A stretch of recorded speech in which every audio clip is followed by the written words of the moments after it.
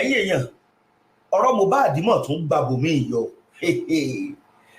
láti ìgbà tó ti di wípé wọ́n lọ sí corona ní bí ọjọ́ bíi mélòó sẹ́yìn tí wọ́n ti ní wọ́n ka èsì toxicology àti autopsy síta àti ìgbà yẹn láti ń róríṣiríṣi wá mọ̀ tó tún wá ṣẹlẹ̀ báyìí àbúrò ìyá Mohbad kan náà jáde tó ń sọ̀rọ̀ now ṣùgbọ́n nínú ọ̀rọ̀ èyí tí madam yẹn sọ ọ̀pọ̀lọpọ̀ àwọn àṣírí míì ló tún tú o I'm telling you the fact ẹ nílò láti wo fọ́nrán yìí ọ̀pọ̀lọpọ̀ àwọn àṣírí míì ló tú ṣùgbọ́n bóòlù àwọn àṣírí yẹn ṣe tú madam Bukky ó really gbìyànjú lórí ọ̀rọ̀ justice fún Mohbad now madam Bukky ló gbé fọ́nrán yẹn wá madam yẹn pèdè kan wípé ìgbà tó náà gbọ́ pé náà sọ pé kò sí nǹkan kan tó ṣe wọn ò mọ ohun tó ṣokùnfà ikú Mohbad pé ìyàlẹ́nu ló jẹ́ sóun náà o ṣùgbọ́n sísàlẹ̀ díẹ̀ làwọn ọ̀rọ̀ kan wá ń jáde madam Bukky wá ṣe ó wá yànnà náà àwọn ọ̀rọ̀ yẹn ṣe rí gẹ́gẹ́ bí ọ̀rọ̀ tèmi máa ń sọ béèyàn bá parọ́ kan lónìí yóò fẹ́ nílò bí irọ́ bíi 4, 5, 6 láti máa defend irọ́ tó pa yẹn ṣùgbọ́n tó bá wá yá olúwẹ̀ ò ní rírọ́ pamọ́ o ẹ súnmọ́ bí gbogbo ẹ̀yin èèyàn gbogbo ẹ̀yin abiyamọ ayé tẹ́ ń pariwo fún justice for Mohbad ẹ súnmọ́ bí ṣe rí bí tọ́rọ̀ yìí dé dúró báyìí ó ti kọjá tí èèyàn ó kàn wòrú tí ó dúró tí ó mọ wòran bí èèyàn bá dákẹ́ báyìí tí ẹ máa bá dákẹ́ ni ẹ bá gbàgbé bàbá Mohbad ti yarí wípé ọ̀rọ̀ ṣẹ̀ṣẹ̀ bẹ̀rẹ̀ ni adájọ́ bàbá Wahab Shitu náà ti ṣe tán wọ́n sì gbé ọ̀pọ̀lọpọ̀ àwọn èèyàn ọ̀pọ̀lọpọ̀ petition ni ó jáde ṣùgbọ́n mo kàn máa mọ̀ fún mú fọ́nrán yìí wá ni pé kẹwàá wò kẹ́lì mọ̀ pé ọ̀rọ̀ yìí ti débi tó lágbára báyìí tẹ́ ẹ bá ń gbọ́ battlefield gangan lọ̀rọ̀ dé dúró báyìí torí oríṣiríṣi àwọn náà ń gbé jáde ẹ rí pé bàbá Mohbad sọ̀rọ̀ lánàá ó ní kinní kan tí sáré ń lọ káàkiri lórí social media tán ní bàbá Mohbad ó tún ṣe kinní kan pẹ̀lú bàbá Fálànà kinní kan gbogbo ẹ̀ ní madam Bukky yàn nàná nínú fọ́nrán yìí mo kàn tún mú wá ní pé kẹ́yìn èèyàn lè mọ ibi tí ọ̀rọ̀ dé dúró ọkàn tí ẹ̀ ní bàbá Mohbad ó sọ̀rọ̀ lọ́la ọ̀rọ̀ ẹ ti débi tó lágbára ṣùgbọ́n nǹkan tèmi kàn mọ̀ bí mo ti máa ń sọ ó lè pẹ́ o ó lè yá o òtítọ́ ó fojú wọn ọlọ́gbọ́n òtítọ́ ní ò lékè irọ́ ò lè reign for life bí mo ti máa ń sọ ẹ má jẹ́ ń gbà yín lákòókò púpọ̀ ẹ má jẹ́ ń dá yín lágara fúnra yẹn rí madam Bukky àti gbogbo abiyamọ ayé tẹ̀ ń pariwo fún ìdájọ́ òdodo lágbára Ọlọ́run kankan nínú wa àníjọ níbànújẹ́ lórí ọmọ o àní sunkún lórí ọmọ àwọn ọmọ wa tá à ń wò tínú wọn ń dùn wọn ní dàrí sunkún láṣẹ Ìdùmarè fọ́nrán yẹn lélẹ́yìí ẹ ṣí àìpẹ́ láwọn ẹlòmíì. àná tá a gbé nǹkan jáde Wùmí ti rí pé everybody came out for her and told her Wùmí ṣé bàbá tí ò sí bẹ̀ ló máa avert justice ṣé bàbá tí ò sí bẹ̀ ìgbà tó pa ọmọ tó jẹ́ pé Darosha àti wọlé ní kó lọ gbé Mohbad sin ẹ̀yin lè wá bọ́ta sọ pé bàbá lọ rush sí ọmọ. Do you know what problem I have with Wùmí? She's always pointing accusing finger to somebody that is not there when Mohbad died. Now, immediately, Sherry Damola yẹn ni ẹ̀gbọ́n Wùmí. Damola yẹn báǹkì tó ti ń ṣiṣẹ́, Mohbad ló bá wáṣẹ́ sí báǹkì yẹn. Mohbad ní gbogbo wọn depend lórí. Mohbad ló ń bọ́, ló ti ń jẹ, ló ti ń mu. Ṣé ń gbọ́ mi? Until gba tí Mohbad ibi tí Mohbad ń kówó sí báǹkì tí Mohbad ń kówó sí ló ti bá mo fẹ́ play video Fọláṣadé fún yín àbúrò ìyá Mohbad so I'm analyze video yẹn ṣé ti gbọ́ now ṣé gbogbo yín rántí pé mo sọ fún yín pé Wùmí ní nǹkan kan lọ́wọ́ tó fi ń dẹ́rù ba Mohbad ó pẹ̀lú nǹkan tí Mohbad ò ṣe lè sọ̀rọ̀ síta tí Mohbad bá ti ká Wùmí pẹ̀lú ọkùnrin Mohbad ò lè sọ̀rọ̀ because nǹkan tó fi ń threaten ẹ̀ nìyẹn ṣé ń gbọ́ ṣé rántí ẹ bá mi confirm tẹ́ bá rántí ṣé rántí pé mo sọ fún yín pé Mohbad ná Wùmí blue black ṣé rántí Dàmọ́lá wà nù lẹ́njọ́ yẹn ìgbà tí Mohbad ná ìgbà tí mo sọ̀rọ̀ yẹn many people ń béèrè lọ́wọ́ mi pé báwo ni Mohbad ṣe máa ná Wùmí tó tún máa record now this is what happened Dàmọ́lá wà nù lẹ́njọ́ yẹn Dàmọ́lá ló record wọn fídíò yẹn wà lọ́wọ́ Dàmọ́lá ó wà lọ́wọ́ Wùmí Video yẹn ni Dàmọ́lá àti Wùnmí ló máa fi threaten Mohbad. Ipe àwọn máa bá ayé Mohbad jẹ́ bí ayé little frosh tó bá bọ́ta sọ nǹkankan. Dàmọ́lá ní video yẹn lọ́wọ́. Ó ní àìmọye owó tí Dàmọ́lá ti fi video yẹn gbà lọ́wọ́ Mohbad. Àìmọye owó tí Dàmọ́lá ti fi video yẹn gbà lọ́wọ́ Mohbad. Ẹ jọ̀ọ́, ṣé bàbá Mohbad jẹ family àwọn Wùnmí lówó ni? Gbogbo yín rántí? Video yẹn yìí wà lọ́wọ́ Dàmọ́lá dìsín. Wọ́n ní Dàmọ́lá máa kọ pé Mohbad báyìí. A ní ṣé wọ́n ti bó ṣe náà Wùnmí jọ yẹn. Video yẹn wọ́n fi blackmail Mohbad lójoojúmọ́. Dàmọ́lá máa pé Mohbad, mo need 100 million. Sorry, mo need 50,000. Mo need 200,000. Mo need 1 million. Wọ́n fi blackmail ẹ̀. Now, ẹ má gbàgbé pé trenches ni Mohbad ti ń bọ̀. Ibi tí ò sí oúnjẹ tí ò sí nǹkankan. Mohbad ti tọ́ ìyàwó, ó ti tọ́ ìṣẹ́wò. Kí obìnrin wá bọ́ta kó sọ pé òun á ba ayé ẹ jẹ́. Ṣẹ̀dẹ̀ pé yìí tẹ̀ wà lórí social media. Ẹ fẹ́ gbọ́ pé ọkùnrin na obìnrin.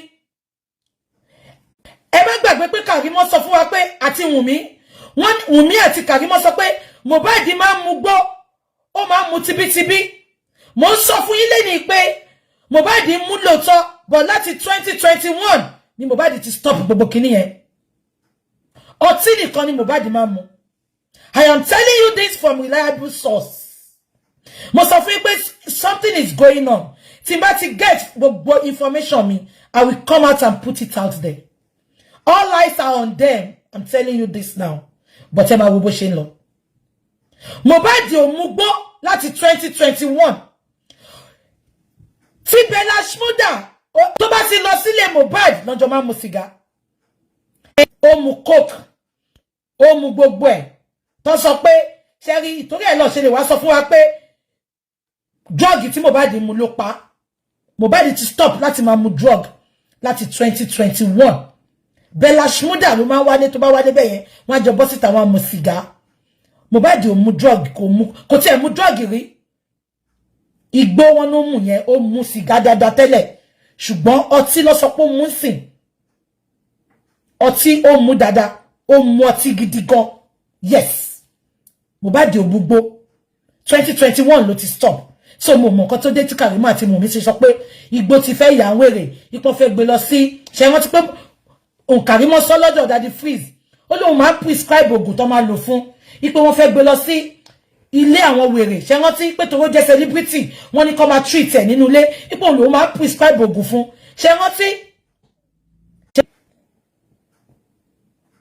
Fọláṣadé Àbúrò Ìyá Mohbad ó jáde láàárọ̀ yìí ó ṣe fídíò kan mo máa play fídíò yẹn máa wá analyze ẹ̀ fún yín ṣe ti gbọ́. Ìyá Mohbad àti Bukky jesse mo ti ń rìn ní sọ̀rọ̀ púpọ̀ mọ́ lórí ọ̀rọ̀ justice for my aunty tí autopsy bá jáde bó ó shock mi nígbà tí wọ́n gbé tó sọ pé result ẹ̀ pé kò bring out anything. ló sọ pé òun rí ẹ̀jẹ̀ nínú duvet ipe ẹ̀jẹ̀ soak duvet Mohbad soak fẹ́ jẹ́ woman yìí ló kọ́kọ́ sọ kí bàbá náà tó sọ pé àwọn rí ẹ̀jẹ̀ yẹn ṣe rántí ṣe gbọ́ nǹkan tó sọ sí ó ní ó ṣọ́ọ̀kì òun ìgbà tó autopsy sọ pé wọn ò mú nǹkan kan jáde nínú autopsy because she knows that ikú tí Mohbad kú inú ilé yẹn ni Mohbad ti kú. Am I communicating? Ó mọ̀ pé nǹkan kan ni Wùnmí ṣe fún Mohbad ṣe rántí pé ìgbà tó rí ẹ̀jẹ̀ yẹn ó sọ pé Wùnmí má sọ fún mi pé ó mọ nǹkan kan nípa ẹ̀jẹ̀ tó wà nínú ilé yẹn.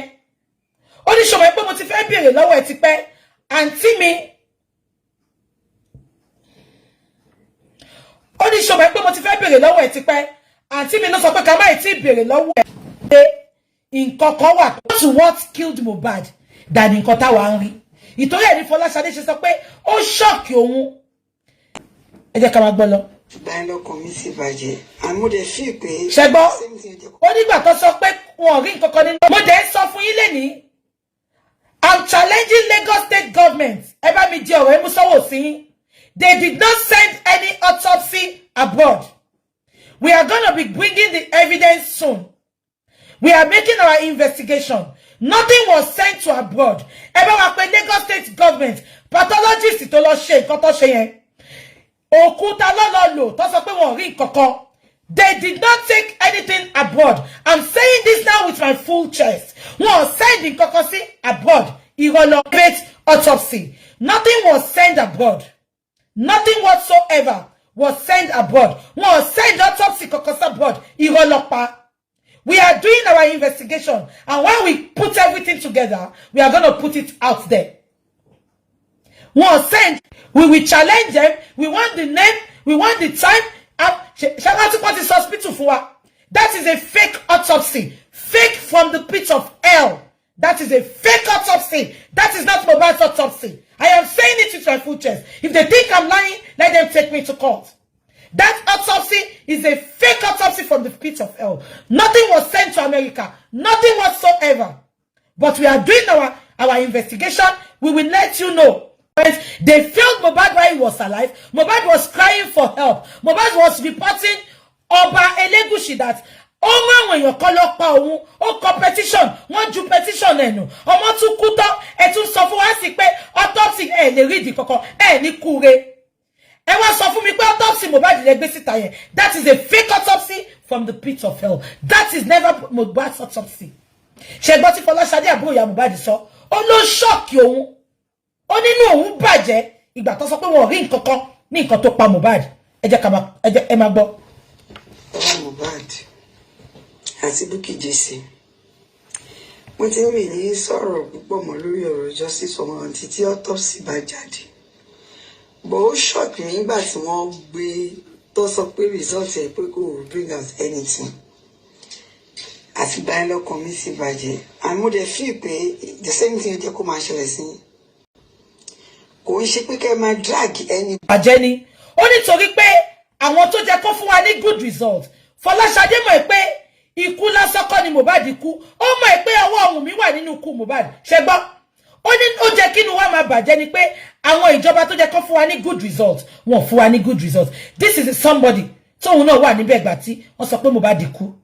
Ṣé gbọ́ nǹkan tó ń sọ? Ẹ jẹ́ ká máa gbọ́ lọ. Dáadáa wípé ọjọ́ tá fẹ́. Kí ṣàlàyé fún Ṣadé, ṣé gbọ́ nǹkan tí Ṣadé sọ́nsìn. Ó ní níjọ́ tó sọ pé kán lọ sí Mohbad. Ó ní bàbá ló sọ pé kán lọ sí Fọláṣadé ọmọ Yorùbá ní ẹ́. Ṣé wọ́n lè fojú rí òkú ọmọ ẹ̀? Wọ́n lọ́jọ́ tí bá rí binibi ń wọlẹ̀ ọmọ tẹ́tí pàjẹ́ tẹ́tí ẹ̀mbám tí Darosha ti fi òwú sí létí àti mú tó ti gbéyàn sí láyà. Kí ni bàbá yẹn tún fẹ́ máa fọmọ yẹn ṣe? Ṣó fẹ́ máa jẹ́ ni àbó fẹ́ lọ fi ṣe decoration sínú Ìkòròdú àsùnwọ̀n. Ó sọ pé bàbá ló ní kó lọ sí ọmọ Fọláṣadé. Jọ kí ni bàbá fẹ́ fi ṣe? Ìgbà tí wọ́n rí tán ẹ̀mbám ọmọ nínú ilé kí bàbá ẹ̀ tó dé. Ṣó question ẹ̀mbámà.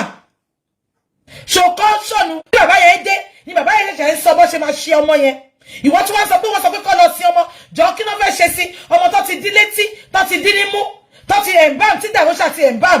Jọ kí ló fẹ́ ṣe sọ́mọ yẹn Fọláṣadé? Ṣó fẹ́ jẹ́ ni àbó fẹ́ fi tó ṣọ́ọ̀bù ẹ̀? Ẹ jẹ́ ká máa gbọ́ lọ. Bẹ́ẹ̀ náà lẹ́sùn Darosha tẹ̀ ní kí wọ́n ti òun àti àdúrà mọ́lé. Ẹjọ́ tẹ́ bá pa gbogbo àwọn ọmọ tó ń bọ̀ lẹ́yìn. Àwọn wo ni ẹ fẹ́ kọ́ gbẹ̀yìn? Ṣé ń gbọ́ wèrè Fọláṣadé? Ó ní tí bàbá bá ó ní bẹ́ẹ̀ náà ni bàbá sọ pé kán sùn Darosha àti àdúrà. Fọláṣadé wá sọ pé tí bàbá bá pa gbogbo ọmọ tó wà lẹ́yìn wọn, ó ní ta ló fẹ́ kọ́ gbẹ̀yìn wọn? Fọláṣadé. Ó ní tí bàbá bá pa gbogbo àwọn ọmọ wọn tó ti gbogbo wọn mọ́lé, ó ní ta ló fẹ́ kọ́ gbẹ̀yìn wọn? Ṣó fẹ́ gbọ́? Ẹni tó mọ sin ló bímọ. Ẹlòmí ò bímọ. Ọmọdé sin Fọláṣadé. Gbogbo orí burúkú tẹ́ Yorùbá máa ń ṣe yẹn. Tẹ́ máa ní ọ̀rọ̀ ọmọ sin àbólórí burúkú ni ẹ́. Ó wá wò lóyìnbó. Àìmọye àwọn tí mò ń tá ń look after ta ló ń check nílé. Wọn ò bímọ. Wọ́n dẹ̀ wà ní relationship for 46 years, 36 years. Ta ló mọ́ who pikin help? Ta ló bá gbà fún ẹ? Fair enough. Ó ní ta ló fẹ́ kó sí bàbá. Àwa yìí wà bẹ́ẹ̀ fún bàbá. Àwọn ọmọ tí ìyàwó ṣebí gbogbo wọn ló jẹ́ kọjọ papọ̀ kọ́ máa jẹ́ justice for Mohbad. Àwọn ọmọ tí ò sí bẹ́ẹ̀ fẹ́ gbọ́ wọn. Àwọn ọmọ tí bàbá tọ́jú tó wá jẹ́ pé àwọn olówó against bàbá wọn sìn.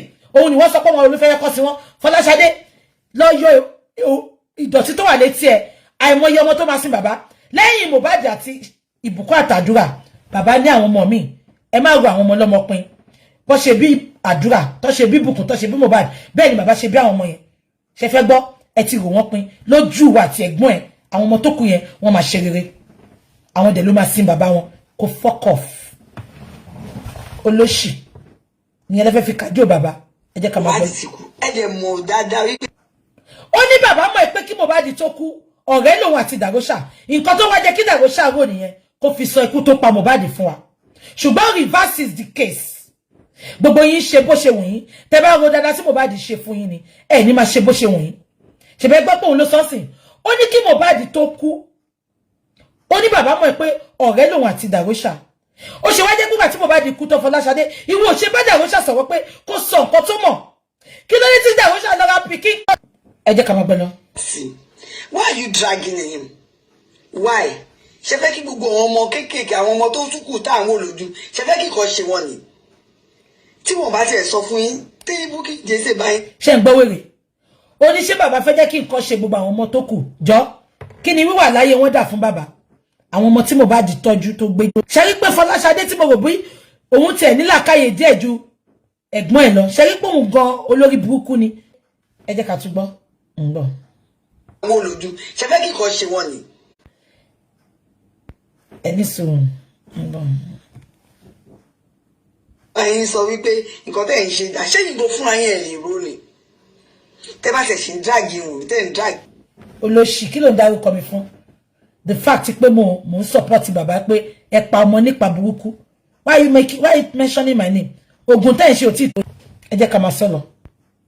ìyá Mohbad ẹ̀yin àti wọn lẹ́jọ́ máa ẹ fọ àwọn ọmọ wa tó kù sílẹ̀ leave Darosha matters out of your mouth ẹ sọ fún Bukky. ṣé ń gbọ́ wèrè kó fi Darosha sílẹ̀ this is olórí burúkú Darosha tọmọ kú tó sáré lọ sín tọmọ kú tó lọ ẹ̀ǹbàmù ẹjọ́ ẹ̀jẹ̀ ẹ máa gbọ́ lọ ó ní kí ló dé tó ń dragi Darosha ẹ máa gbọ́ lọ. bó ṣe ṣe nígbà yẹn náà nìyẹn tó ń sọ pé àdúrà ṣe kí n tẹ̀ wá mẹ́tẹ́ rí kọ̀kọ̀ ṣe sí. ló jẹ́ kí Darosha kú but Fọláṣadé let me lecture you ìgbà tó ń lọ sí ibi tó ti lọ kọrin ní Kòròdú Darosha tẹ̀lé wọn lọ gbogbo wọn ló lọ ìgbà tó padà sílé lóru yẹn Darosha wà ń bẹ̀ ìgbà tí Wùnmí àti Mohbad ń jà lókè Darosha ìgbà tí Wùnmí àti Mohbad ń jà lókè Darosha àti gbogbo wọn wà ń sàlẹ̀ Fọláṣadé so Darosha wà ń bẹ̀ ìgbà tí Mohbad kú Fọláṣadé sọ pé ṣé Darosha wà ń bẹ̀ ìgbà tí Mohbad kú ni Fọláṣadé mo wá ń sọ fún ẹ̀sìn pé Darosha wà ń bẹ̀ wọ́n jọ lọ sí Kòròdú ni wọ́n jọ padà sílé ni gbogbo wọn wà ń sàlẹ̀ Wùnmí Mohbad àtàdúrà wà lókè so Fọláṣadé tó o bá bá tọ̀ wá bá rọ̀bá àrọ́bá ní bàbá àtọ̀.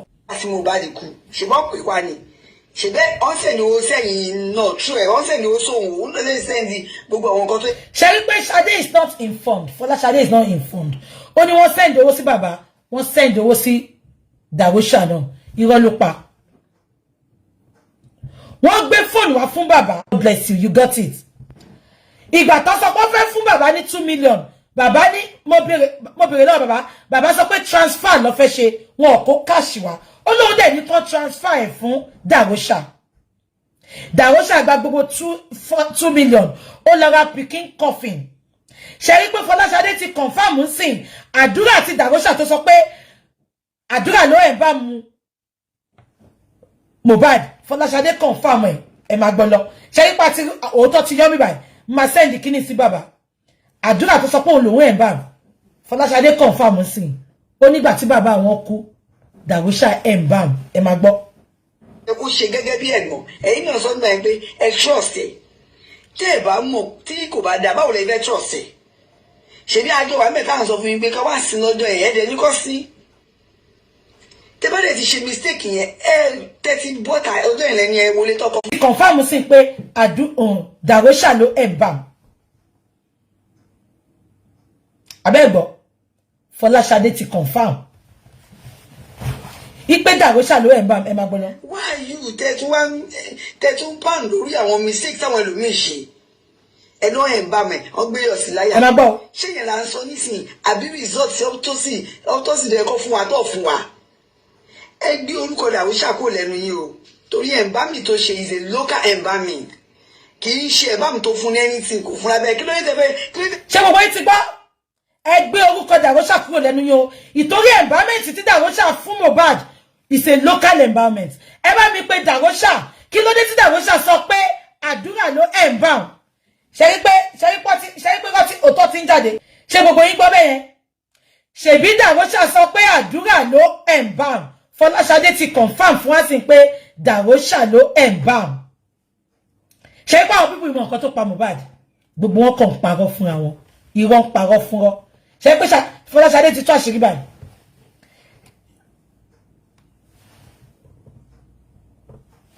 ṣé pé Fọláṣadé ti tú àṣírí Fọláṣadé kọ́kọ́ testify fún wa pé ẹ̀jẹ̀ wà nù duvet ó tún confirm sí pé Darosha ló embalm meanwhile Darosha parọ́ pé àdúrà ló embalm ó ní wọ́n hack page òun ni ipe gbogbo nǹkan tóun kọ́kọ́ nìyẹn Fọláṣadé knows the truth exactly ìyá Mohbad sọ nǹkan tó ṣẹlẹ̀ fún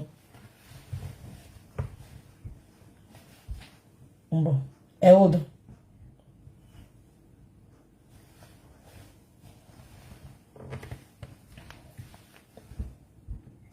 Exactly. They are not consistent at all. They lack consistency. They lack consistency. Wọ́n wà consistent at all. Ẹ wo bí gbogbo wọn ṣe ń parọ́. Ẹ wo bí gbogbo wọn ṣe ń parọ́. Few days ago, Karimo ló sọ̀rọ̀. Dàmọ́lá Wùmí sọ̀rọ̀ níjẹta. Dàmọ́lá sọ̀rọ̀ lánàá. Fọláṣadé sọ̀rọ̀ lẹ́ni. Ṣé pé gbogbo wọn wà consistent?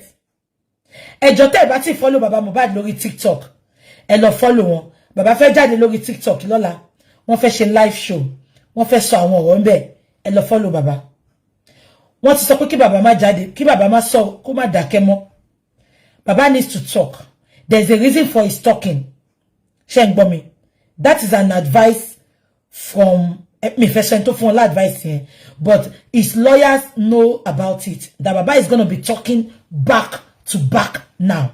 Tell bá ti follow baba. Ẹ follow Mohbad's dad lórí TikTok. He's going to come live tomorrow on TikTok. He has something to tell the world. After my baby baba no so the platform anybody more. Let baba talk on his platform. He wants the Onikoma Soro. I need the international bodies. So that's why he needs to talk. They want to hear from the horse's mouth. Ẹ follow baba lórí TikTok. Mohbad's dad. Mohbad's dad. I think, yes, Mohbad dad. Mohbad dad. Hello, follow on. Baba is coming live tomorrow. Mohbad dad. Yeah, Mohbad dad. Hello, follow on. He's coming live on TikTok tomorrow. Exactly. Now, idaketi Mohbad idake loje konpa.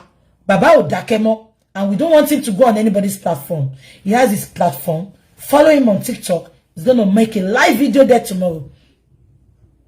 Live video. I think he said 4 o'clock. But I don't know. And follow. He said 4 o'clock, but 4 o'clock, but me don't hold the time with me. Let's just follow him and watch him tomorrow. He's gonna be live on TikTok tomorrow. Shane Bomi. So that is it. Shane Kotumo saying, yeah. He's not honoring he's gonna yeah, Shane Kotumo saying so nǹkan tó ṣẹlẹ̀ nìyẹn 4 o'clock lórí TikTok lọ́la Baba is gonna come out. But Esha Mati wà ńbẹ̀ before 4, but he said 4 o'clock. Yes, he's gonna be with somebody. Yeah, he has a very intellectual, intelligent person going with him now. Yeah, he has somebody with him. Yeah, somebody from America is paying that person. So somebody that is articulate, intelligent, you know, very educated person is working with him now. So the person will be with him tomorrow and is going to make a video. Am I worried? Even to buy some his lawyer know about it. His lawyer 53.6 followers. 53.6 followers. So am I not follow fake profile? 53.6 followers. Noni 53.6 thousand. Yeah. So his lawyer knows about it. They want him to start talking, saying everything. Am I worried? He's talking as a reason. Shengbo. So yeah, he has a PR. Yeah, he has a PR now. Yeah, very intelligent PR. So go and follow him. He's gonna come out tomorrow, and we'll be doing that more now. He's not good. He's not keeping quiet again. Two can play the game. Two can play the game. Shengbo me. So I love follow Baba. He's coming out tomorrow by 4 o'clock. He has a lot to say. Sherry olórí burúkú Dàmọ́lá tí ó ń parọ́ mọ́ bàbá yẹn. Bàbá ò tiẹ̀ bá sọ̀rọ̀ rí láyé. Bàbá ní kò bá wọn sọ̀rọ̀ rí. Bàbá ní kò bá wọn sọ̀rọ̀ rí láyé wọn. Bàbá ní kò bá wọn sọ̀rọ̀ rí, àwọn ò bá sọ̀rọ̀ rí. Ẹ̀kan ni bàbá rí olórí burúkú ọmọ tó ń sọ̀rọ̀ bàbá ní bàbá ẹ̀. Ẹ jẹ́ ká máa gbọ́ lọ. And try again. When they sọ pé ẹ ṣẹ̀ṣẹ̀ bẹ̀rẹ̀ ìjà ṣe. Gbogbo nǹkan tẹ́ ń ṣe yẹn ṣe òbí right ni. Ọmọ wà ní. Ṣé wèrè ni Ṣadé ni? Ó ní kí ló tí bàbá bá ṣe máa sọ pé wọ́n ṣẹ̀ṣẹ̀ bẹ̀rẹ̀ ìjà. Ṣé Wùmí tó ń parọ́ mọ́ bàbá lóríṣiríṣi? Ṣé bàbá ò ní sọ pé àwọn èèyàn sọ pé autopsy ó ti jáde pé wọ́n ṣe case mọ́. Bàbá dẹ̀ sọ pé àwọn yìí ń ṣe case. Bàbá sọ pé ìjà ṣẹ̀ṣẹ̀ bẹ̀rẹ̀ ni. Ẹ jọ kí ni bàbá fi jẹ̀bi? Ṣé kí bàbá sọ pé òun ò jà mọ́ ni? Ẹ pa òfẹ́ bàbá Mohbad jà. Dáná ọjà kábẹ́ ya. Wàá bá ìyá ọkọ ẹ ní Sábó. Wàá bá wọn níbi tó ti ń ṣalábàárù ní my 12. Dáná ọjà kábẹ́ ya. Ìwọ sọ pé òfẹ́ dáàgì bàbá ìtorí bàbá sóòótọ́. Ṣé rí pé lórí búkú ni gbogbo àwọn pípù yìí? Ṣé rí pé wèrè ni wọ́n? Just because bàbá is saying the truth, ó sọ pé ó fẹ́ bá wọn jà. Ṣadé, draw battle line. Ìwọ ló máa rẹ̀. I can assure you. Ìwọ ló máa rẹ̀. Ìyá tó bí ìyá Mohbad á wá sórí internet. Ọkọ ẹ̀ á wá sórí internet. Àwọn ọmọ ẹ̀ á wá sórí internet. Fọláṣadé, I can say you are a private person. Ilé tó ń gbé gan á wá sórí internet. Wàá jẹ́lẹ̀ aláàárín Èkó lójijì ni. Àbí wèrè lélẹ̀. Ó fẹ́ bá bàbá jà tó ń béèrè ikú tó pọ́mọ ẹ̀. Ó fẹ́ bá bàbá jà. Ẹ̀yin àbí ọmọ tó tó ẹgbà mí. Ó fẹ́ bá bàbá jà torí ikú tó pa ọmọ ẹ̀. Fọláṣadé, jọ dáná ọjà kábẹ́ ẹ̀yà. Wọ́n ti gbé nǹkan tó máa ń dùn mọ́ mi nínú jẹ́. Wọ́n ti ń gbédé. Fọláṣadé, wàá ní ìyá láyé òbèrè tó bẹ́ẹ̀. Ò ní rẹ́ni gbà ẹ́ lẹ̀. Fọláṣadé, ò ní rẹ́ni gbà ẹ́ lẹ̀. Bàbá ò lè jà. Ṣùgbọ́n náwọn tó gbójúlé. Ó ní dàda ò lè jà. Ó lẹ́n tó gbójúlé. Fọláṣadé, dáná ọjà kábẹ́ ẹ̀yà. No, má wọ́n nu wọn. Jẹ́ ká bẹ̀rẹ̀. Ẹ̀yin olóṣì. Ẹ̀yin tẹ́ ń wò mí. Ṣé bàbá ṣàṣejù ní láti bèrè ikú tó pa ọmọ ẹ̀? Up till today, ẹ sọ kú tó pa ọmọ olórí burúkú. Ṣó rí petition Elégùṣì wá ń bí. Ṣadé ti sọ̀rọ̀ tán tí ẹ jẹ́ kókó ṣì lọ. Ẹ bá mi pé Elégùṣì. Mi fẹ́ jẹ́ kí Ṣadé waste time. Ẹ bá mi pé Elégùṣì kò súnmọ́ bí. Ẹ ṣé sis mi, God bless you.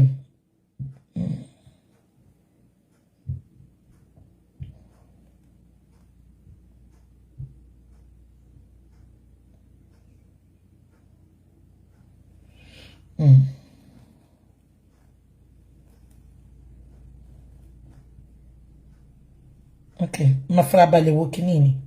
Ma lọ download everything. Yeah.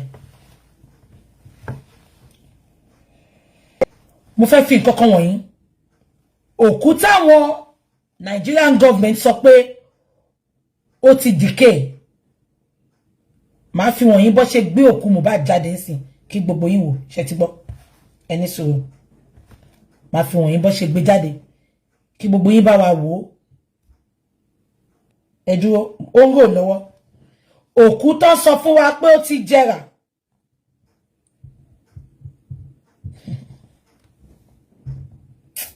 Kíní ìró mi mọ̀ nǹkan tó ń ṣe. Mo fẹ́ kẹ́ wo nǹkan kan bí báyìí o. Ẹ wo aṣọ tí Wùnmí mú dání. Ẹ máa wò ó. Wùnmí nìyẹn o. Wùnmí nìyẹn. Ìgbà tó sọ pé wọ́n fẹ́ ṣí ojú ẹ̀. Wọ́n ní Wùnmí sọ pé kó má ṣí. Wùnmí sọ pé kó má ṣí ojú ẹ̀. Ẹ wò ó. Ẹ máa wò ó. Ṣé rí Wùnmí ló daṣọ white borí yẹn. Wùnmí nìyẹn ṣe ti rí.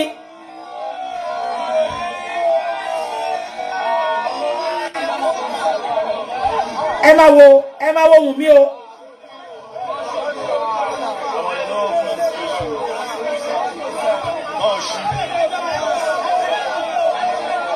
Wùmí ló dúró yẹn o. Wùmí ló faṣọ white borí yẹn. Ẹ máa wọ́wọ́ Wùmí o. Ẹ máa wọ́n káchí fún yẹn. Ó so máa ṣọ dúdú ni. Ẹ máa wò.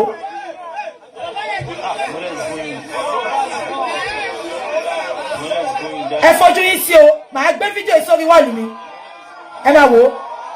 Ẹ máa wọ́nú kòtò yẹn o. Ẹ máa wọ́nú kòtò yẹn.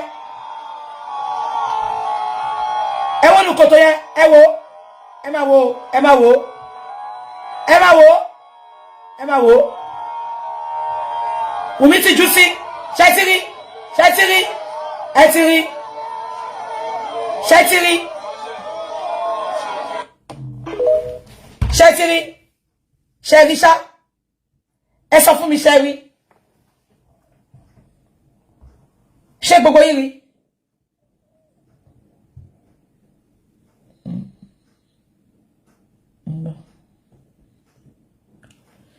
Ṣé gbogbo yín rí? Okay, ẹ rí aṣọ yẹn. Okay, bọ̀.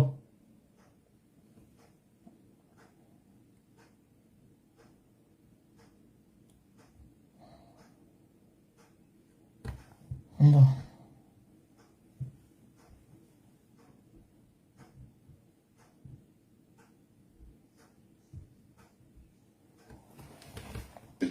A breakdown. So this is your camera. So interview you. Do a breakdown of the For song. a weekend. Yeah. So how do I go about it? I would say The lyrics. you just talk about it like to a certain part, and you explain what that part means to you, and what you want to take away from it. Let me start from the middle part where I said, Marita be like Maria, I go turn on Joseph and my be Jason. That means Marita looks like Mary in the Bible. Okay, I'll turn to Joseph. Then we have a child. Sheba, Marita be like Maria in the Bible. I am Jesus. Then we born Joseph. Mo baya wosu olóyún abi Joseph. Ọmọ ti sọ̀rọ̀ tán. Mohbad doubted the paternity of Liam when he was alive. Òun ni ẹ. Interesting. Jesus Christ. I'm doing Joseph and Marita be like, okay, you know feel like Sha. About the past here. I know you know that, so you know feel check her. That means if you think you are bad, I am bad. I'm like, you know, rich. Yeah, and you know feel check her. I know you know that. Okay, me I know money. I know mathematics. Mathematics is sure we don't get money.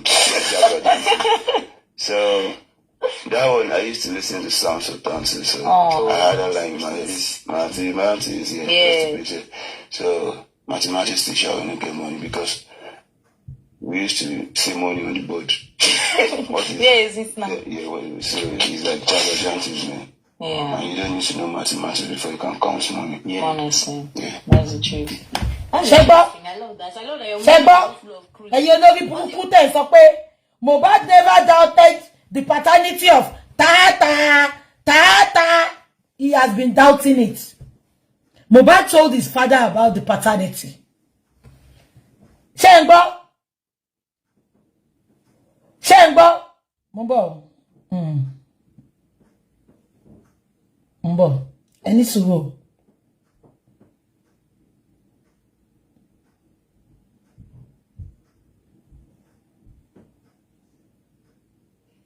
Yeah. Ẹ gbọ́ fídíò yìí, mo fẹ́ kẹ́ gbọ́ fídíò yìí. Fídíò bí tí Wùmí ti sọ pé kí wọ́n má play ọ̀rọ̀ Prime Boy. Ipe ṣe kàn mọ́ pé ó lè favor Mohbad ní court ni. Gbogbo yín máa fẹ́ tí ara yín gbọ́. Ẹni tó ń wá justice ó no fail. Ẹ jẹ́ lọ síbẹ̀. Ń bọ̀.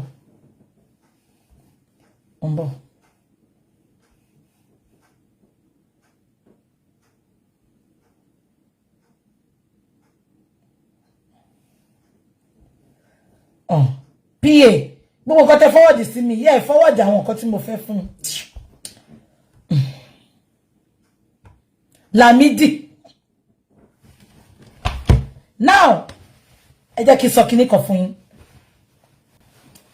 Ẹ bá mi pè ọba tọrọ perfume lọ́wọ́ Pastor Tobi. Ẹ bá mi pè. Mo fẹ́ fún ní wọ́n ní nǹkan lálẹ́. ẹ bá mi pè.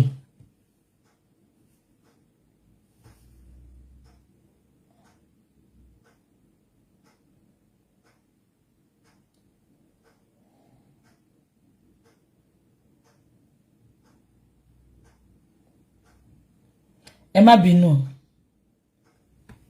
If I don't trust that, right now. Oh my God, I'm fucked up. I'm fucked up. I'm fucked up by many people. I don't trust anybody.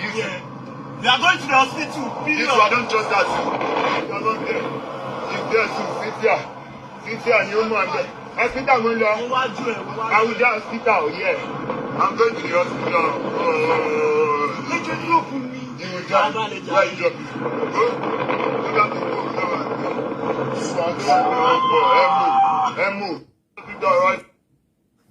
Ṣẹ́gbọ́, ìgbà tó set Mohbad up nìyẹn. Ó ní Cynthia too is there. Mbọ̀, ẹni sùúrù. Ẹ jẹ́ to play fún yín. Ó ní Cynthia too is there. Abẹ́ gbọ́.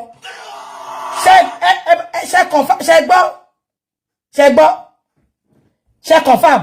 Ó ní Cynthia too is there. Ìgbà tó set up nìyẹn. Ṣé ń gbọ́. Bó ṣe ń ọmọ yẹn kiri nìyẹn. Kí ló dé ṣé Wùnmí ló pé Mohbad kó máa bọ̀ ni tó fi lọ síbẹ̀ tó fi ń nà. Ẹ bá wa bí Wùnmí. Àwọn olórí burúkú Dàmọ́lá aláyé bàjẹ́ olè tó ti jí. Olè tó ti jí gbogbo owó Mohbad nínú àkáǹtì Mohbad tán. Ẹ jẹ́ kí n play fún yín. Kẹ́ tún fetí ara yín gbọ́. If I don't trust that, you're not there. Right now. Oh my God, I'm fucked up. I'm fucked up. I'm fucked up by many people. I don't trust anybody. We are going to the hospital. If I don't trust that, you're not there. If there's Cynthia, and you know I'm there. Hospital, I will just hospital. Yeah, I'm going to the hospital. You will drop me. Where you drop me? Ṣẹ́gbọ́, Cynthia too is there. Ẹ wo gbogbo nǹkan tí ọmọ yìí go through. Ọmọ yìí dẹ̀ lọ fẹjọ́ sùn ọba Elégùṣì. Ẹ jẹ́ kí n ka kíní ẹ̀ fún yín. Ẹ jẹ́ kí n ka fún yín. Mo ń bọ̀. This was the petition Mohbad wrote. I'm going to read it for you all.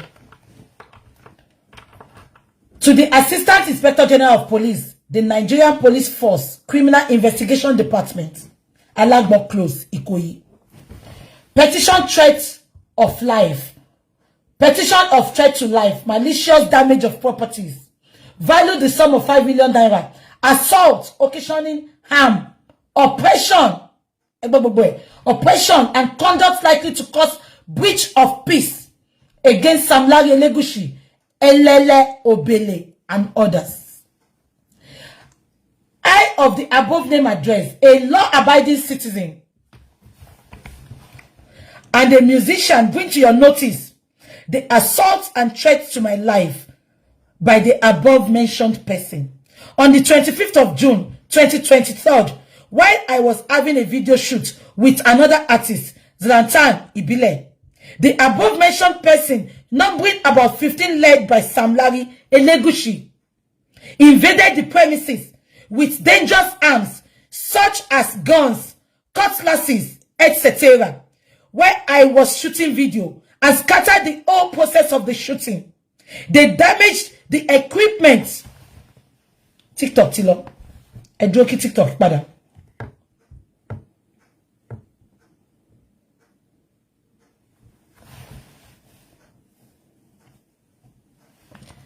Edroki TikTok pada. Ema binu.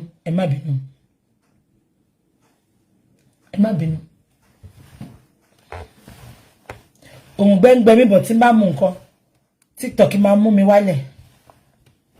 Ohun gbengbe mi.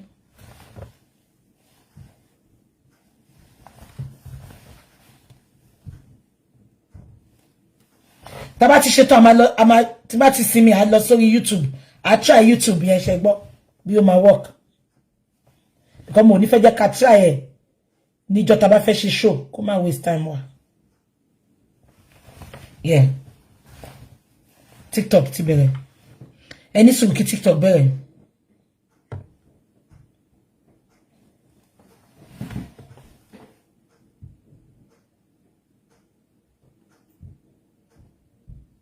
Okay, ó ti bẹ̀rẹ̀. Only on the 25th of June 2023, while I was having a video shoot with another artist by name Zalanta Ibile, the above mentioned persons, numbering about 15 led by Salaye Oro, invaded the premises with dangerous arms such as guns, cutlasses, etc., where I was shooting video, and scattered the whole process of the shooting, damaged the equipment I was using for the shooting, valued for 5 million naira, and started threatening my life, which in the process, they became violent and assaulted me, which I sustained injury, but narrowly escaped. Attached to this petition is the said picture's total amount I paid for the shooting. They have destroyed my 8 million naira. Gbogbo ìpayín kíkín tí Mohbad go through kó tó kú, ẹ wo gbogbo pain. Now, ibi tá ti ń lọ ni, ẹ bá mi pè Elegushi. However, during the assault, they were boasting that they work for Oba Elegushi and that they have been asked to deal with me for reasons that is best known to them. Kí ló dé tí Elegushi sọ pé kó deal pẹ̀lú Mohbad? Which till date, they are still threatening to kill me if they see me. Àti Ṣadé, Aburo Iya Mohbad. Rí gbogbo eléyìí. Bí Elegushi pé petition tí Mohbad kọ kí lè tàn dá lóhùn. Ẹ jẹ́ kí n tún ka paragraph yẹn fún yín. However, during the assault, they were boasting that they work for Oba Elegushi and that they have been asked to deal with me for reason that is best known to them, which till date, they are still threatening to kill me if they see me. Tó bá jẹ́ pé bí Mohbad ṣe ti competition, lọ́lọ́pàá ti take action lẹ́sẹ̀kẹsẹ̀, Mohbad ò ní kú. Àbí kí lẹ́ni mo sọ? Ẹ jẹ́ ká máa gbọ́ lọ. Sir, I call on your good office to save my life. Only police is your friend. Reverse is the case in Nigerian situation. Police is our enemy. Ṣé ń gbọ́ mi? Only, sir, I call on your good office to save my life from the above mentioned person and bring them to book. Wọ́n máa Elegushi wá sí book títí tó fi pa ọmọ yẹn. Now, Mohbad kọ gbogbo nǹkan yẹn. Elegushi kò honor Mohbad rárá. Elegushi ò honor Nigerian police. Ó wò pé who them be. Ó ignore wọn. Àjẹ́kà lánàá, ọmọ kú lẹ́ni. Ta ni ò mọ̀ pàjẹ́ tó kà lánàá ló pa ọmọ. Mohbad ní kàn gba òun, wọ́n fẹ́ pa òun ní 25th of June. Wọ́n dẹ̀ pa Mohbad ní 12th of September. Just 2 months interval. Bóyá ká ní Nigeria police, wọ́n ti dá Mohbad lóhùn níṣẹ́. Èmi mọ̀ pé Mohbad ò ní kú. Elegushi, this is where I have a problem with you. Téyàn kan bá kọ orúkọ mi sí pé Bukky fẹ́ pa mí o. Ṣé ń gbọ́ mi? Màá challenge accusation yẹn pé jọ kí ni ó ṣe tí mo fẹ́ pa ẹ́? Kí ló tó ṣe accuse mi? Elegushi, ẹ dákẹ́ síbẹ̀. Ẹ challenge petition tí Mohbad kọ. 2 months after, ọmọ ìsọpọ̀ fẹ́ pa òun, àdẹ̀bá bẹ́ẹ̀, ẹ̀dẹ̀ pa. Elegushi, èmi ò wá bá yín jà ńsìn. Ẹ kàn fún mi lésì ṣe ipe petition tó fi ẹ̀sùn apànìyàn kàn yìí kí lẹ ṣe sí ọba wa Elegushi. Petition tó fi ẹ̀sùn apànìyàn kàn yìí kí lẹ ṣe sí. Ẹ máa ignore ẹ̀ ní. Ikú mà là ń sọ yìí, wọ́n fi ẹ̀sùn apànìyàn kàn yín. The only time tẹ́ bọ́ta ni pé ẹ kò deny Sam Larry. Mọ̀ pé bàbá ń grant interview. Bàbá needs to talk. There is a reason for all this, please. There is a reason for it. If you Baba said, don't, when you see me coming out to talk, I have a backing. I have a reason for talking like that. Baba needs to go anywhere and talk. When I mean anywhere, I want big television house. Big platforms. Yes, there is a reason for it. We want to gather some things. Shengbomi. So don't come here, Shengbomi. At least this Dr. Kemelu lawyer too, she has been supporting justice for Mohbad. So she has the right to interview Baba. Don't tell us what to do. Leave Baba alone. There is a reason for us. There is a reason for Baba granting that interview. So please, don't tell us what to do, please. Shengbo, two can play the game. So don't worry. Shengbomi. So if you Baba Sile, she interview. A lot of interviews are still coming.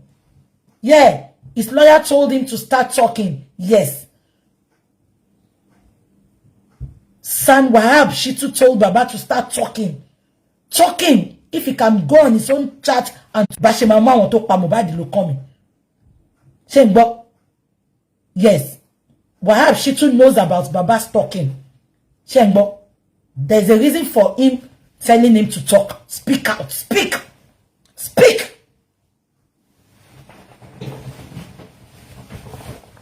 Shengbomi. Okay, Elegushi, mo kokon pa abi. Ìgbà tó competition yìí tó bọ́ta tí Ìyábọ̀ dárúkọ yín, ipe mo Sam Larry. Ẹ sáré bọ́ta. Sam Larry di kan le debunk. Ìgbà tẹ́ tún máa debunk Ọbalọ́lá. Ẹ sọ pé ọmọ yín ò ṣọmọ yín o, ẹ tí ẹ dárúkọ Ọbalọ́lá gan. Ẹni Ọbalọ́lá ò ṣọmọ yín o. Ẹ sọ fún wa pé ẹ rí Wùnmí rí. Ẹ sọ fún wa pé ẹ mọ Wùnmí rí. Ẹ sọ pé kálálẹ̀ bí wá tẹ́ bá fojú yín kan Wùnmí rí. Ṣebí òun ni bàbá Mohbad máa ń sọ yẹn. Ìgbà tí Karimo sọ pé òun mọ bàbá, òun bá bàbá sọ̀rọ̀. Bàbá lóhun ò rí rí, òun ò rí Karimo rí láyé òun, òun ò bá bàbá sọ̀rọ̀ rí. Bàbá láwọn ò bá Karimo sọ̀rọ̀ rí, àwọn ò rí rí. Elegushi, moment tí máa stop Elegushi láti má máa dárúkọ yín. The moment tẹ́ bá ti lè bọ́ta wá sọ reason tó fi orúkọ yín sínú ìwé ikú. Tó fi ẹ̀sùn apànìyàn kan yín tẹ́ ẹ̀dẹ̀ rí nǹkan kan ṣe sí Elegushi. Ìjọ tẹ́ bá ti sọ ni mo ní sọmọ wá ṣe. Shengbomi. Ta lè ṣiṣi máa gbé. Shengbomi. Ẹ jẹ́ kí máa ka nǹkan tó sọ. Tí bá ti ń ka nǹkan tó sọ, mama no. Sis, she's not Mohbad's friend. I've sent this picture to Baba. Baba sọ pé ẹ̀gbọ́n Wùnmí ni. Ẹ̀gbọ́n Wùnmí ni, yes. Ẹ̀gbọ́n Wùnmí ni, sis. It's not Mohbad's friend. I've confirmed from Baba. Ẹ jẹ́ kí n ka nǹkan tó kọ. Dàmọ́lá ló kọ kíní ẹ̀gbọ́n Wùnmí. Only if lawyer had danced to ìgbà tí Mohbad kú. Ẹ̀gbọ́n Wùnmí ti confirm fún wa pé lóòótọ́ ni lawyer wà níbẹ̀ nígbà tí Mohbad kú. Ó ní tóun bá sọ nǹkan tí bàbá béèrè ìgbà tán dé inú ilé yẹn. Ẹjọ́ kí ló fẹ́ sọ tẹ́lẹ̀? Àbúrò Wùnmí, ẹjọ́ kí ló fẹ́ sọ? Kò lè wá against Wùnmí, ó máa gbèjà Wùnmí ni. Ó fi Mohbad ló wá ṣe fún un. Just because ẹ bá mi béèrè pé níbo ni ìyá láyà ẹ wà ìgbà tí Mohbad kú. Ẹ bá mi béèrè lọ́wọ́ Dàmọ́lá pé kí ló dé tí ó sọ̀rọ̀ ìgbà tí bàbá ti ń sọ̀rọ̀ láti jọ́. Ṣé mo reason tí tó lórí búkú wọ́n fi ń bọ́ta tó ń sọ̀rọ̀ sí. Just because wọ́n sọ pé autopsy Mohbad is inconclusive. Lójú wọn, wọ́n rò bí pé wọn ò ṣẹjọ́ mọ́. Ṣé mo pé lórí búkú illiterate ni wọ́n. Ìtọ́lẹ̀ ni gbogbo wọn ṣe ń sọ̀rọ̀ sí láti help community. Baba ń try láti help community by bringing upcoming artists in Ikorodu to Mohbad to sign them up. Nǹkan tí bàbá yìí sọ nìyẹn o. Ó ní nǹkan tí Mohbad yìí ṣe fún bàbá nìyẹn. Ẹ jọ̀ọ́, ṣé ẹ̀ṣẹ̀ wà ńbẹ̀? Ṣé ẹ̀ṣẹ̀ wà ńbẹ̀? Ó sọ pé nǹkan tí bàbá ń ṣe fún Mohbad yẹn pé this is a man tó máa ń mú àwọn èèyàn wá láti Ikorodu tí ó máa ń mú wá fún bàbá kó sign ẹ̀. Bàbá ń ṣe dáadáa ni. Ó wò pé ibi tí Mohbad dàgbà sí. Mohbad láwọn ọ̀rẹ́ bẹ̀ tán jọ dàgbà tán mo rí kọ. Ó dẹ̀ mú wọn wá pé kí Mohbad sign wọn. Ẹjọ́ ṣó pọ̀ jù fún nǹkan tí bàbá ń ṣe.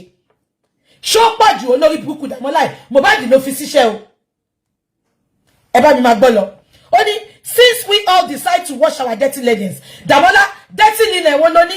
Lẹ́yìn kó wá gbé dirty linen bí Wùnmí ṣe pa Mohbad jẹ. Kó wá gbé síta olórí burúkú ọmọ. Ẹ̀yin tẹ́ máa pòfo mọ́ ìyá yín lójú.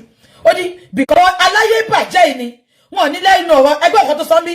Ó lóhun tó jẹ́ pé tí bàbá bá ti wá sílé Mohbad máa ń rọrùn kóhun lọ ra bacchus wine wá lọ́ba léńdé tí bàbá bá ti wá. Ẹjọ́ ṣé nǹkan tó pa Mohbad ní àwọn wo ló ń gbé nǹkan iná, àwọn wo ló ń gbé ọ̀rọ̀ àwọn olórí burúkú yìí? Who are the people broadcasting these people? Àmọ́ àwọn non-entity, àmọ́ àwọn aṣèrè yìí tí ò bá ń ṣe Mohbad àti bàbá Mohbad tó kó wa sí yàmàyàmá tá wà nú èyí. wọ́n sọ pé kí ló pa Mohbad òun sọ pé tí bàbá bá ti wá kí ọmọ ẹ̀ ìwọ ni Mohbad máa rán lọ sọ́ba lẹ́ndé kó lọ máa ra ọtí wá fún bàbá ẹjọ́ ṣọ́rọ̀ nìyẹn ẹjọ́ ṣí ọ̀rọ̀ nìyẹn now Damola make it make sense Mohbad kú bàbá wa dénú lé ó wá ní kó fóun ní password ẹjọ́ kí ló dé tó jẹ́ pé lọ́ọ̀yà ni bàbá máa lọ bá Darosha tó jẹ́ tó súnmọ́ Mohbad bàbá Òbí ní password bàbá Òbí àdúrà ní password bàbá Òbí Wùmí ní password lọ́ọ̀yà ni bàbá wa lọ bí ní password Damola and you mo dẹ̀ ti bèrè olórí burúkú tó sọ̀rọ̀ yìí o wọ́n sọ pé alẹ́ ló dé alẹ́ pátápátá ló dé kò síbẹ̀ látàárọ̀ tí Mohbad ti kú ẹni tó bọ́ta tó wá ń sọ̀rọ̀ ẹjọ́ ẹni tó sọ pé ọmọ ẹ kú ṣé nǹkan tó máa kọ́kọ́ bèrè nìyẹn ẹ fún mi ní password YouTube kí ni bàbá mọ̀ tó ń ṣe lórí YouTube kí ló fẹ́ wò lórí YouTube and I see some gullible Nigerians supporting these evil people saying pé bàbá olè ni wọ́n make it make sense please make it make sense àwọn yẹn lẹ̀ lọ́yà tó jẹ́ pé once in a while ló ń rí bàbá wa lọ́yà ni bàbá máa wá lọ bá Damola irú ẹ̀yìn kò hóòdì omi o olórí burúkú ni gbogbo yín kí ni bàbá fẹ́ fi YouTube ṣe ṣó fẹ́ kówó nu YouTube ńjọ́ yẹn ni ṣé YouTube jẹ́ save tí Mohbad kówó sí ṣó jẹ́ bank account Mohbad àbí ṣó jẹ́ bí tí wíìlì wà olórí burúkú Damola Mohbad kú ẹ̀ pé bàbá ẹ̀ pé àfà ẹ̀ pé lọ́yà ṣé lọ́yà ló fẹ́ bá yín pé Mohbad lọ sí burial ground ni àbí lọ́yà ló fẹ́ bá yín lọ gba police report lọ́wọ́ ọlọ́pàá ẹ̀ pé lọ́yà ẹ̀ pé àfà ẹ̀ wá sọ fún mi sí pé bàbá dé ó bèrè YouTube account make it make sense ẹ̀ ní ṣe oríire Damola ikú máa pa ẹ́ ó máa ṣọ́kú mọ́ ìyá Ìjùmọ̀kẹ́ lójú ni aláyé bàjẹ́ ọmọ àlẹ́ ọmọ òfò ìwọ sọ pé o fẹ́ drag bàbá mẹ́ta ńlá ò tí tó bẹ́ẹ̀ Damola CCTV mi á tẹ̀lé ẹ wàá lóò ṣe irú ẹ̀ mọ́ Damola èmi tí mo bẹ̀ sọ bẹ́ẹ̀ ni Damola ẹ má gbàgbé pé Damola ẹ̀ báǹkì ló ti ń ṣiṣẹ́ ó mọ̀ nípa owó Mohbad ó rí gbogbo bí owó ṣe ń wọlé fún Mohbad gbogbo nǹkan tó fẹ́ gbẹ́sẹ̀ lé nìyẹn olórí burúkú wá sọ pé bàbá ṣé ọ̀rọ̀ tó sọ yìí ṣó make sense ṣó make sense ṣé ọ̀rọ̀ tó sọ yìí make sense